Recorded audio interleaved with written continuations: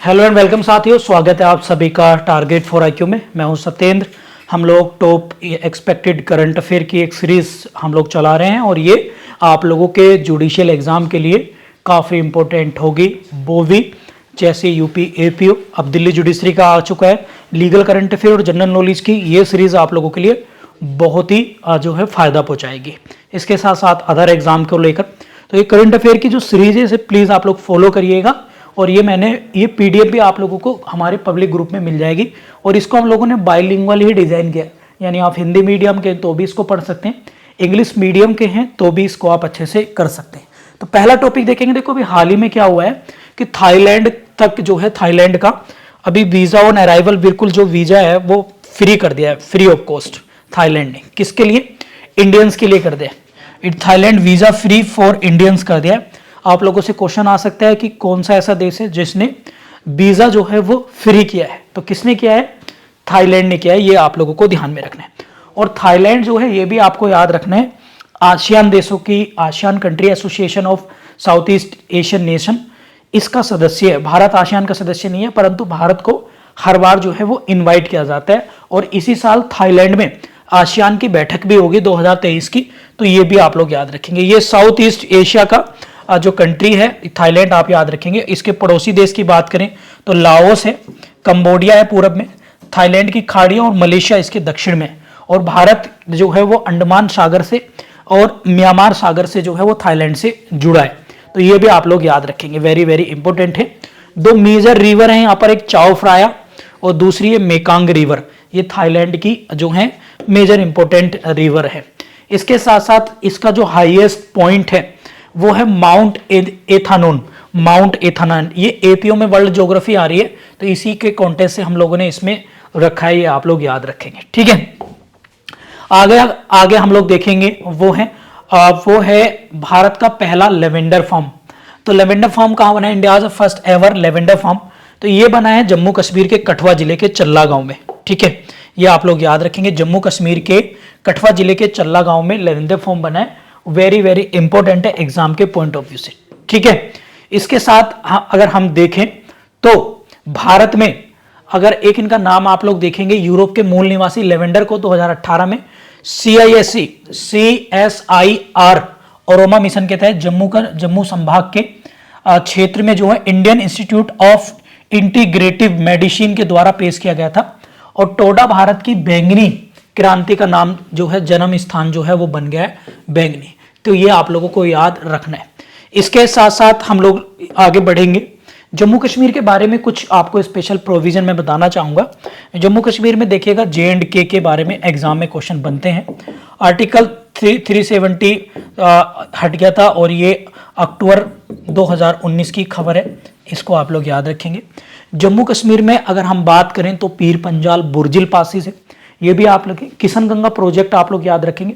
दुलहस्ती एक प्रोजेक्ट है, ये आप लोग याद रखेंगे। तुलबुल परियोजना है, ये भी आप लोग याद रखेंगे। ठीक है, इसके साथ साथ जम्मू कश्मीर के जो भी गवर्नर हैं वो हैं मनोज सिन्हा। कौन है? मनोज सिन्हा साहब। ठीक है, तो मनोज सिन्हा कौन है? जम्मू कश्मीर के उपराज्यपाल हैं, गवर्नर है। इनसे पहले सत्यपाल मलिक, इनसे पहले थे गिरीश चंद्र मुर्मू। तो गिरीश चंद्र मुर्मू जब जम्मू कश्मीर में 370 था तब सत्यपाल थे। सत्यपाल के बाद पहला यूनियन टेरिटरी के, फर्स्ट यूनियन टेरिटरी के पहले थे गिरीश चंद्र मुर्मू। और गिरीश चंद्र मुर्मू अभी क्या है हमारे, अगर आप देखोगे तो आर्टिकल 148 कैग, भारत के कैग हैं गिरीश चंद्र मुर्मू। जम्मू कश्मीर राज्य के बारे में और भी काफ़ी सारी चीज़ें हैं, जैसे जम्मू कश्मीर की अगर मैं बात करूं तो कश्मीर वैली आप लोग याद रख सकते हैं। और जम्मू कश्मीर में एक बड़ा इंपॉर्टेंट है, और वो है क्या?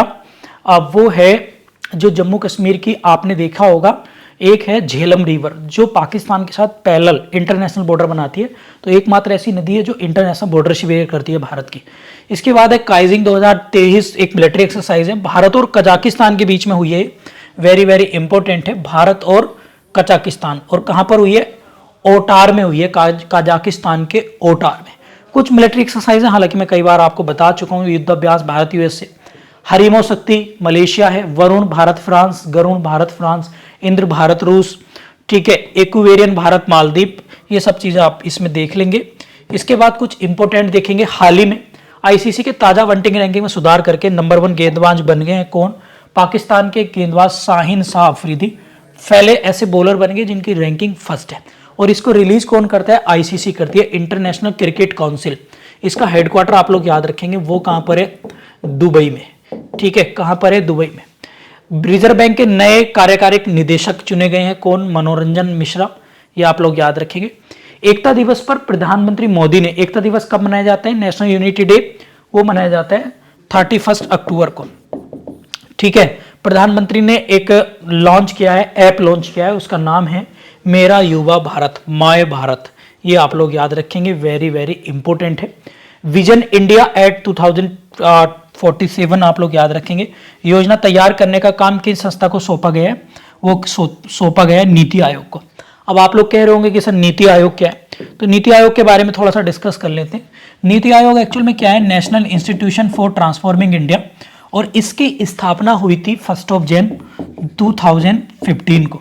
ठीक है, और इसके जो अभी अगर हम बात करें तो काफी इंपॉर्टेंट इसलिए हैं क्योंकि इसमें आप लोगों से VR सुब्रमण्यम इसके जो हैं अभी CEO हैं नीति आयोग के। आप लोग मुझे कमेंट बॉक्स में बताइए कि उपाध्यक्ष कौन है।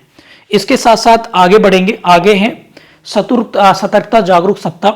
कब? इसकी जो थीम थी 30 अक्टूबर से 5 नवंबर मनाया गया। इसकी थीम क्या थी? भ्रष्टाचार को ना कहें, राष्ट्र के प्रगति में समर्पित रहें।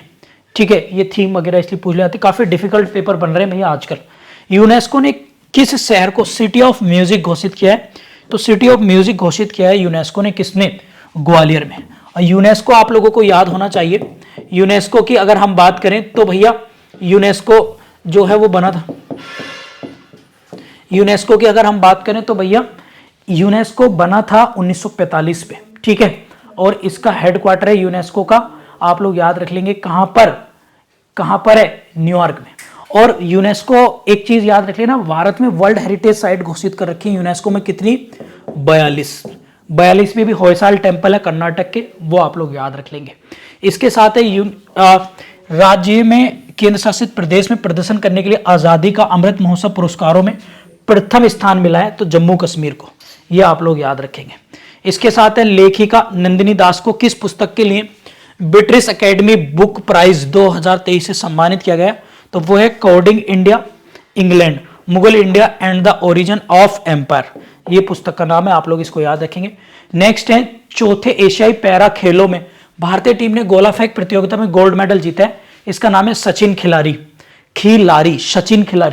हाल ही में जलवायु परिवर्तन विशेषज्ञ international centre for climate change and development के निदेशक प्रोफेसर सली मुल्क हक का कहां पर निधन हो गया? ढाका में। तो आपसे पूछा जा सकता है सली मुल्क हक कहां के हैं? ढाका के। और ढाका किसकी राजधानी है? आपकी बांग्लादेश की। बांग्लादेश आपको याद होना चाहिए जिसके प्राइम मिनिस्टर शेख हसीना है। शहाबुद्दीन चुप्पू वहां के राष्ट्रपति हैं। 1971 में ये आजाद हुआ था और 6 दिसंबर को अभी 50वीं वर्षगांठ पूरी हुई है। इसी के उपलक्ष्य में भारत और बांग्लादेश ने मनाया है मैत्री दिवस। बंधन, मैत्री और आप लोगों का मैताली, 3 ट्रेनें भारत और बांग्लादेश के बीच में चलती हैं। इसके साथ ही विश्व के सबसे बड़े घोस्ट पार्टिकल डिटेक्टर ट्राइडेंट का निर्माण चीन के द्वारा किया गया, तो ये आप लोग याद रखेंगे। हाल ही में ISB प्रोफेसर शारंगदेव को विश्व स्वास्थ्य संगठन ने अपने टीबी सलाहकार समूह में नियुक्त किया। अब WHO है, वर्ल्ड हेल्थ ऑर्गेनाइजेशन, इसकी स्थापना कब हुई थी? 7 अप्रैल 1948 में। और अगर मैं बात करूं आप लोगों से तो 7 अप्रैल की अगर मैं बात कर लेता हूं तो इसको हेल्थ डे में आप लोग याद रखेंगे। अप्रैल में एक दिवस और मनाया जाता है 22 अप्रैल, तो 22 अप्रैल को मनाते हैं कौन सा दिवस? वो है आपका अर्थ डे। ठीक है, आगे बढ़ेंगे। हाल ही में अक्टूबर 2023 के दौरान कपड़ा मंत्रालय ने कस्तूरी कॉटन भारत नामक एक वेबसाइट लॉन्च की है। आपसे पूछा जा सकता है मिनिस्ट्री ऑफ क्लॉथ, आप लोग याद रखेंगे कपड़ा। भारतीय निर्वाचन आयोग, ये आर्टिकल कौन सा है? 324 में राजकुमार राव को अपना नेशनल आइकन जो है वो नियुक्त किया है, काइंड ऑफ ब्रांड एम्बेसडर आप इसको समझ सकते हैं। वनडे क्रिकेट में सबसे तेज शतक लगाने का रिकॉर्ड ऑस्ट्रेलिया के ऑलराउंडर ग्लेन मैक्सवेल ने बनाया, ये आप लगा के। हाल ही में केंद्र सरकार ने उत्तराखंड के जमरानी बांध परियोजना को मंजूरी दी है। ठीक है, आप लोग कमेंट बॉक्स में बताइए मुझे जमरानी बांध कौन सी नदी के किनारे पर है। नेक्स्ट है, हाल ही में अक्टूबर 2023 के दौरान राजस्थान राज्य सरकार ने I star talent connected portal launch किया है, ये आप लोग याद रखेंगे। फिनटेक यूनिकॉर्न के मामले में भारत कौन से नंबर पर है? तीसरे नंबर पर है। हाल ही में चीन ने सेंजे 17 मानवयुक्त अंतरिक्ष यान कहां पर लॉन्च किया? चाइना में। मानवयुक्त का मतलब है विदाउट ह्यूमन। ठीक है, सुल्तान जोहर कप में हॉकी टीम में मलेशिया को किससे हराया? 3-1 से हराया। किससे? आप लोगों से एग्जाम में आएगा, सुल्तान जोहर कप किससे संबंधित है? हॉकी का। और हॉकी का वर्ल्ड कप भी हुआ है अभी 2023 में, जनवरी में। कहां पर हुआ था? उड़ीसा में हुआ था। जर्मनी ने जीता बेल्जियम को हराकर। ठीक है, ये आप लोग याद रखेंगे। अच्छा, एक कमेंट बॉक्स में बताइए, Birsa Munda hockey international stadium ये कहां पर है आपका? ये राउरकेला में, उड़ीसा में। तो हाल ही में एक पुस्तक है एक ये president life time achievement award, ये किसको मिला है? अमेरिका से बिहार के तृष्णा को मिला है, बिहार के तृष्णा को। ठीक है, प्रधानमंत्री मोदी ने चित्रकूट में 3 पुस्तकें कौन कौन सी हैं? अष्टदायी, आप इसको आ सकते हैं, अष्टदायी भाष्य, भगवान श्री कृष्ण की रासलीला एवं रामभद्राचार्य का चरित्रम, इन तीनों किताबों का विमोचन किया है। ये भी आप लोग प्लीज याद रखेंगे। हाल ही में चर्चा में रही पुस्तक ब्रेकिंग द मोल्ड री इमेजिंग इंडियाज इकोनॉमिक फ्यूचर, ये किसकी है? पूर्व गवर्नर रघुराम राजन साहब की। ठीक है, तो ये थे कुछ आप लोगों के इंपॉर्टेंट क्वेश्चन एग्जाम के पॉइंट ऑफ व्यू से। उम्मीद करता हूं कि ये वीडियो आप लोगों को पसंद आई होगी। इसी तरीके की करंट अफेयर और सेलेक्टेड एक्सपेक्टेड टॉपिक्स आप लोगों को डेली हमारे टारगेट फॉर IQ प्लेटफॉर्म पे मिलते रहेंगे। ये PDF अगर आपको चाहिए तो अभी target for IQ app download करेंगे, ऐप के अंदर स्टडी मटेरियल में आप लोगों को ये PDF मिल जाएगी। और टेलीग्राम पर हमारा एक टारगेट फॉर IQ चैनल है, उसको भी ज्वाइन कर लीजिए, वहाँ पर भी ये PDF आप लोगों को मिल जाएगी। Thank you.